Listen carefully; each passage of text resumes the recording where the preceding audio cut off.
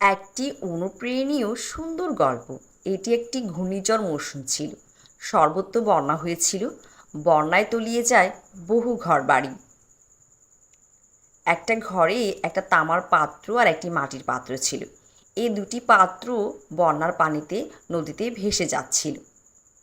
এমন সময় তামার পাত্রটি মাটির পাত্রটিকে ডেকে বলল, বন্ধু, তুমি মাটির তৈরি, তুমি খুবই দুর্বল। দয়া করে আমার কাছে এসো, আমি তোমাকে রক্ষা করব। মাটির পাত্র উত্তর দিল, বন্ধু, তোমার সহানুভূতির জন্য ধন্যবাদ, কিন্তু আমাকে একা সাঁতার কাটতে দাও। মাটির পাত্রটি নদীর তীরে সাঁতার কাটতে লাগলো। তামার পাত্রটি সাঁতার কাটতে গিয়ে হাঁড়িতে পানি ভরে গেল এবং তামার পাত্রটি ডুবে গেল। কিন্তু মাটির পাত্রটি ধীরে ধীরে নদীর পাড়ে পৌঁছে গেল। গল্পের নদী। প্রত্যেক ব্যক্তি বা বস্তুর দুর্বলতা তার চেহারা নয়, কাজেই প্রকাশ পায়।